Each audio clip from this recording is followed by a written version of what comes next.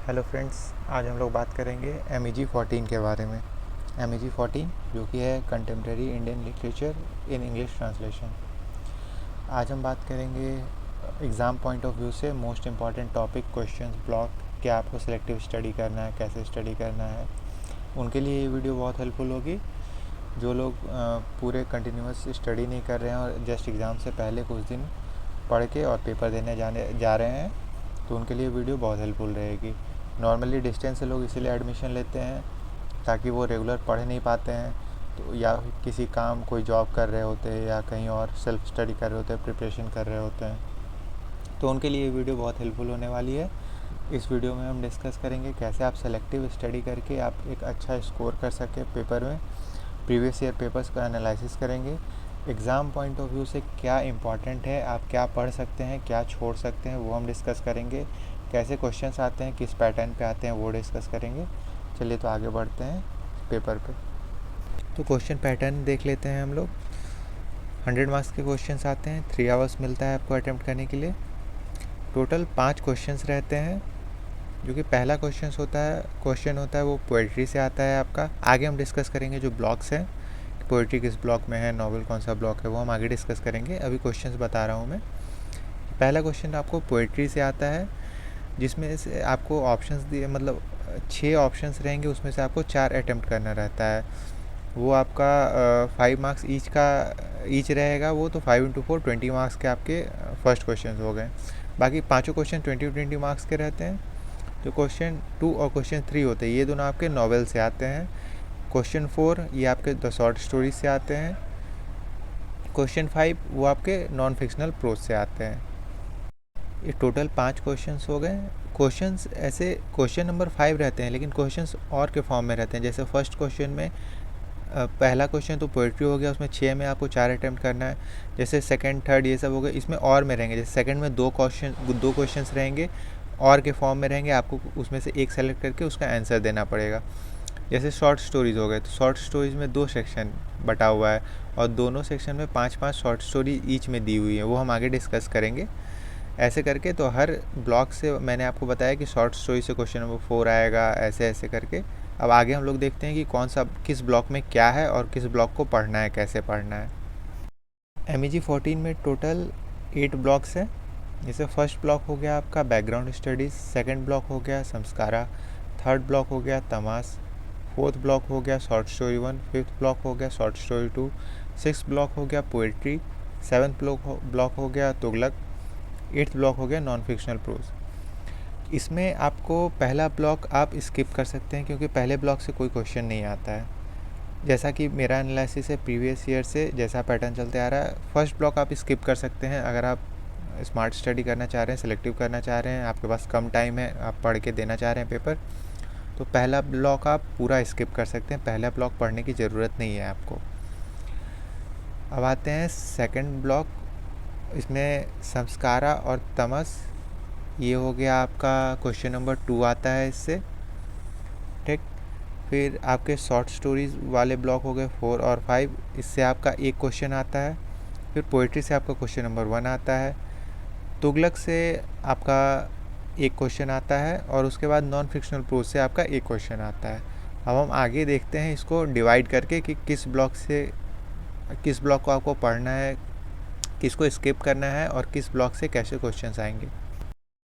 जैसे ब्लॉक 2 और 3 हो गए, ये दोनों नॉवेल हो गए, ठीक। तो इसके और में क्वेश्चंस आता है। जैसे क्वेश्चन नंबर 2 हो गया, अगर क्वेश्चन नंबर 2 में आ रहा है ये, तो पहला क्वेश्चन आपका संस्कारा से रहेगा, दूसरा क्वेश्चन तमस से रहेगा, और ये और में रहेगा। तो आपको दोनों में से कोई एक अटैम्प्ट करना रहेगा। तो आप ब्लॉक 2 और 3 में से आप कोई एक स्किप कर सकते हैं और कोई एक पढ़ सकते हैं। और आप जिसको भी पढ़िएगा उसको अच्छे से पढ़िएगा, ताकि वो एक क्वेश्चन जो है आप वो अटैम्प्ट कर लें, अगर दूसरा ब्लॉक आप स्किप कर रहे हैं तो। जैसे मेरे तरफ से अगर आप सोचिएगा तो संस्कारा ज़्यादा इजी है तमस के मुकाबले, तो आप संस्कारा पढ़ सकते हैं, वो इजीली अंडरस्टैंडेबल है, आप उस पर बेटर लिख सकते हैं उस पर ब्लॉक 2 से। वैसे ही ब्लॉक 4 और ब्लॉक 5, ठीक, इनसे एक क्वेश्चन आता है और में करके शॉर्ट स्टोरी से। हो सकता है कि एक से ही दोनों क्वेश्चन आ जाए, या फिर एक फर्स्ट से आए, एक सेकंड से आए। मैं कुछ आगे आपको सिलेक्टेड शॉर्ट स्टोरीज बता दूंगा, जिनको आप पढ़ लेंगे तो ऑलमोस्ट आप अटेम्प्ट कर लेंगे क्वेश्चन जो कि रिपीटेड रहते हैं। मैं आपको वो शॉर्ट स्टोरीज़ का नाम बता दूंगा कि कौन से रिपीटेड आ रहे हैं हमेशा, वो आप पढ़ लीजिएगा। अब ब्लॉक 6 हो गया पोइट्री। इससे तो क्वेश्चन नंबर 1 आता है जिसमें 6 क्वेश्चंस आते हैं। वो ऐसे आपको पोइट्री के लाइंस दिए हुए रहेंगे, आपको उसको एक्सप्लेन करना रहेगा, उसमें से आपको 4 अटेम्प्ट करना रहेगा। आगे इस ब्लॉक को डिटेल में मैं कुछ पोइट्री के नाम बता दूंगा आपको जो कि रिपीट हो रहे हैं हर साल, जिन्हें आप पढ़ लीजिएगा। तो ज़्यादा चांसेस रहेंगे उनसे आने के। और इसके बाद आता है तुगलक। तुगलक जो ब्लॉक 7 है, ये इसी ब्लॉक से आपके और में 2 क्वेश्चंस आते हैं, दोनों इसी नॉवेल से आते हैं। ये नॉवेल हो गया आपका, इसी नॉवेल से आपके 2 क्वेश्चंस आएंगे और दोनों और में आएंगे। तो आप इस नॉवेल को पढ़ना कंपलसरी है, क्योंकि जो 2 क्वेश्चंस आएंगे दोनों इसी ब्लॉक से रहेंगे, इसी नॉवेल से रहेंगे, तो आपको उसमें से कोई एक अटैम्प्ट करना रहेगा। फिर ब्लॉक 8 है नॉन फिक्शनल प्रोज।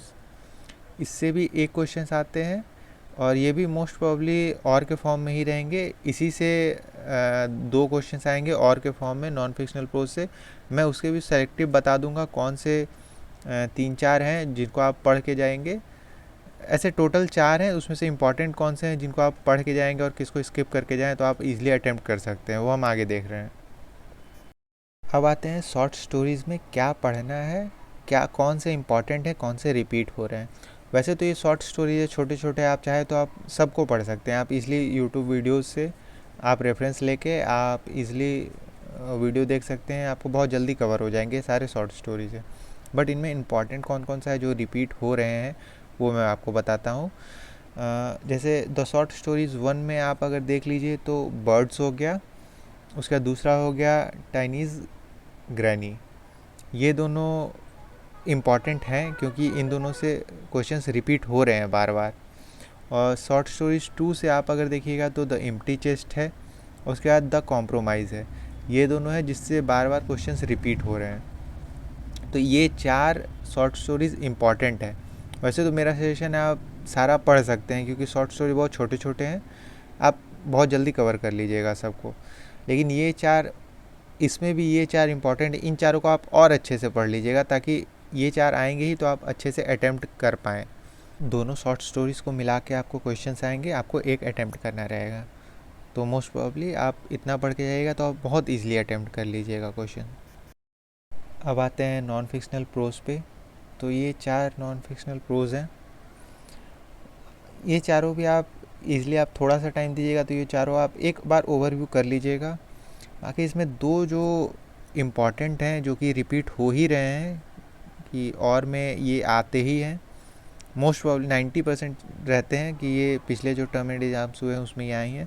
पहला है प्रेमचंद और दूसरा मनी महेश। ये दोनों रिपीट हो ही रहे हैं और में एक न एक में ये दोनों में से कोई एक रहते ही है। बाकी करुक्कू हो गया और इस्मत हो गया, ये दोनों भी आप पढ़ लीजिएगा क्योंकि हो सकता प्रोबेबिलिटी 0.00% चांस भी अगर हो जाए ऐसा कि कहीं और में करुक्कू और ऑन इस्मत दे दे अगर, तो आप इन दोनों में से कोई एक पढ़ लीजिएगा। बाकी प्रेमचंद और मनी महेश में से मोस्ट प्रोबेबली चांस है कि इन्हीं में से आएगा क्योंकि ये दोनों रिपीट होते ही आ रहे हैं पिछले टर्म एग्जाम से। तो आपके ज़्यादा चांसेस हैं कि इन्हीं दोनों में से आएंगे। इन दोनों को आप ज़्यादा अच्छे से पढ़ लीजिएगा। अब बात करते हैं पोइट्री की। पोइट्री ऐसे टोटल 14 पोइट्रीज़ हैं आपके सिलेबस में, लेकिन ये 8 जो हैं ये रिपीटेड हैं। आपको आती है 6 पोइट्री आएंगी, आपको उसमें से 4 अटैम्प्ट करना रहता है। ठीक, पोइट्री की 4 लाइंस दी हुई रहेंगी, आपको अटैम्प्ट करना रहेगा वो, जिसमें ये 8 रिपीट हो रहे हैं। जैसे पहला हो गया रिक्विएम, दूसरा हो गया the stone speaks in the forest, तीसरा हो गया मदर सीरियस, चौथा हो गया द किचन, पाँचवा हो गया I met Walt Whitman, 6th हो गया श्री राधा, 7th हो गया ऑर्फियस, 8th हो गया a notebook of poem and autobiography. ये 8 हो गए, ये रिपीट होते आ रहे हैं। तो आप 14 में से इन 8 को पढ़ लीजिएगा तो ईजिली चांसेस है कि इन 8 में से आप 4 अटैम्प्ट कर सकते हैं। मोस्ट प्रॉब्ली उन 6 में से 4 इन 8 में से रहेंगे। इनमें से भी 4 जो बहुत ज़्यादा रिपीट हो चुके हैं या और ज़्यादा इम्पॉर्टेंट है वो है पहला, उसके बाद तीसरा, चौथा और ये 5वां। ये 4 इनमें से भी बहुत ज़्यादा इम्पॉर्टेंट हैं। तो इन चारों को आप और अच्छे से पढ़ लीजिएगा ताकि ये आए तो इनमें से ना ही छूटे। इनका एक्सप्लेनेशन आपको देना होता है और वो आप ऐसे दीजिएगा, पहले आपको पोएम का नाम बताना होगा, किस पोएम से ये लाइन्स हैं, फिर उसके पोएट के बारे में थोड़ा सा, फिर उसके बाद उसका एक्सप्लेनेशन। ऐसे तो अब ईज़िली आप ऐसे अटेम्प्ट कीजिएगा तो आपको अच्छे मार्क्स मिल जाएंगे पोइट्री में। अब कुछ और ज़रूरी बात, जैसे कि आप इतना तो आप देख लिए कि कैसे आपको सिलेक्टिव स्टडी करना है, कैसे स्मार्टली स्टडी करना है, लेकिन जो सबसे इम्पॉर्टेंट बात कि आप प्रीवियस ईयर क्वेश्चंस को एक बार गो थ्रू ज़रूर कीजिएगा। उससे आपको एग्जैक्ट क्वेश्चंस पता रहेंगे किस तरह के आ रहे हैं। एटलीस्ट 5 से 6 term last term and exams के, मतलब 3-4 साल के आप क्वेश्चंस पूरे गो थ्रू कर लीजिएगा। उससे आपको एग्जैक्ट क्वेश्चन पता चलेगा कि जैसे कौन से नॉवल से किस तरह के क्वेश्चंस आ रहे हैं, वो आपको पता चल जाएगा। ठीक, ये क्वेश्चन सारे रिपीटेड रहते हैं, क्वेश्चन कभी कभी एग्जैक्ट आपको सेम आ जाएगा। ठीक, ट्राई कीजिएगा कि आप आंसर शीट फिल कर दें। अगर आप भी पूरे साल भर पढ़ के नहीं जा रहे हैं तो थोड़ा ना थोड़ा कहीं ना कहीं लैग कर ही जाते हैं लोग, तो आप कोशिश कीजिएगा कि आंसर शीट खाली ना छोड़ें, कि आप भर दें। आप ब्लू ब्लैक पेन का कॉम्बिनेशन यूज कीजिएगा ताकि आपका आंसर क्लीन दिखे, अच्छा दिखे, अच्छा इंप्रेशन बने। आप हेडिंग्स दीजिए, पॉइंटर्स दीजिए, अंडरलाइन कीजिए इंपॉर्टेंट वर्ड फ्रेजेस को, सेंटेंसेस को, नेम्स को, डेट्स को, जो इम्पॉर्टेंट नेम्स हैं उनको। जैसे आप पोइट्री का एक्सप्लेनेशन लिख रहे हैं तो पोएट के नाम को अंडरलाइन कर दीजिए, पोएम के नाम को अंडरलाइन कर दीजिए, किस ईयर में पब्लिश्ड हैं अगर वो आपको याद है वो आप अंडरलाइन कर दीजिए। एक्सप्लेनेशन में जो मेन पॉइंट्स हैं, थीम वगैरह, उन सबको आप अंडरलाइन कर दीजिए ताकि इससे अच्छा इंप्रेशन बनेगा। आप ऐसे अगर पेपर लिखिएगा तो आपको ईज़िली आप 13 to 15 मार्क्स हर क्वेश्चंस में आपको मिल जाएंगे। आप इजीली पॉइंट वाइज लिखिए आंसर्स में, जो कि आप पैराग्राफ में लिख रहे हैं आप पॉइंटर्स दे दीजिए, इंपॉर्टेंट कुछ पॉइंटर्स।